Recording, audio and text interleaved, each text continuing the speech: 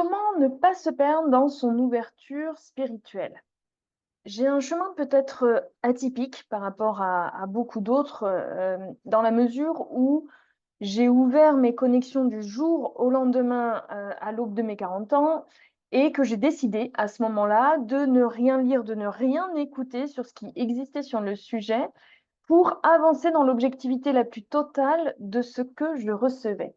J'ai envie de vous partager les clés de mon parcours, qui est le mien, mais qui peut vous ouvrir des portes de compréhension sur ce que peut-être vous êtes en train de vivre et comment ne pas vous perdre, ne pas vous noyer, dans tout ce que vous recevez ou ne recevez plus d'ailleurs, dans vos connexions aujourd'hui, dans cette spiritualité, dans votre ouverture dans cette spiritualité.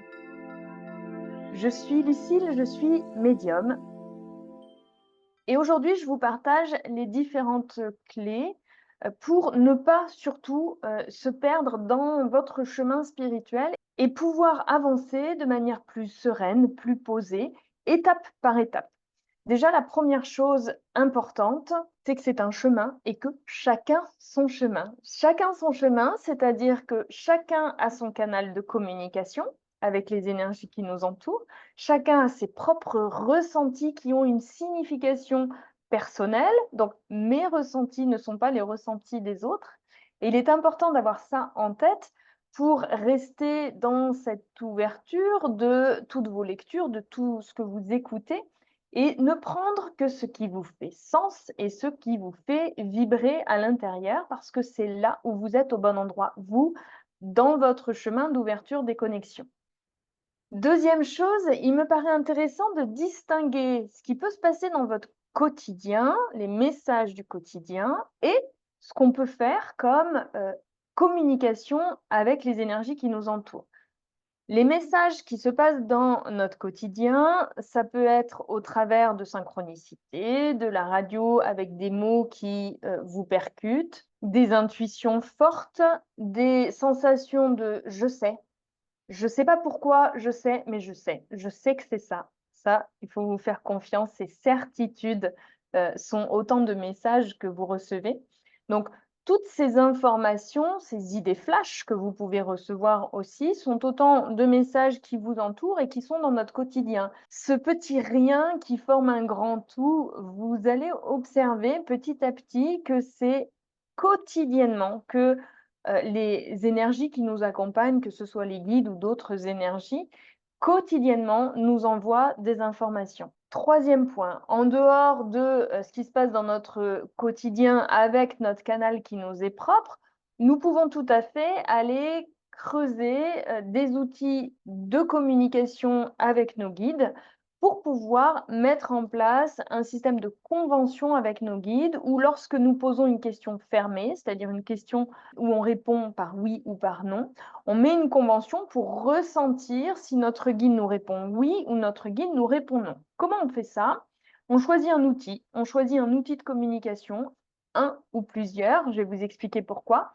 Comme outil de communication, il y en a énormément, le pendule, le corps, les mains, les cartes pour ceux qui les utilisent. Il y a énormément d'outils, il faut trouver celui qui vous convient à vous et avec cet outil, vous allez poser une convention, c'est-à-dire que vous allez dire à votre guide: «Montre-moi le oui et montre-moi le non à la question que je te pose». Et ce qui vous permet derrière d'aller poser des questions fermées à vos guides pour pouvoir compléter les éventuelles informations que vous recevez en dehors ou aller creuser un sujet que vous sentez être présent à l'intérieur pour pouvoir comprendre de quoi il s'agit. Quatrième point, restez dans cette ouverture la plus entière. Même quand vous essayez un outil de connexion, imaginons que vous prenez le pendule pour poser une question fermée, il est très possible, voire probable, que vous receviez beaucoup d'informations en dehors même de votre pendule dans tous vos ressentis. Soyez dans cette ouverture pleine et entière des ressentis que vous avez. Ne restez pas en focus sur un seul élément, un seul outil.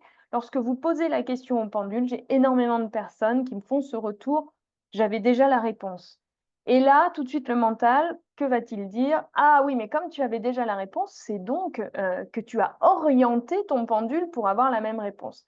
Non, en fait, vous avez reçu en première intention l'information par votre intuition qui va derrière être confirmée par le pendule. C'est tout simplement ce schéma-là. Et dernière chose pour terminer, faites-vous confiance. Faites-vous confiance. Votre première intuition, votre première certitude, votre première idée flash, c'est le message de vos guides, ce sont les messages des énergies qui vous accompagnent.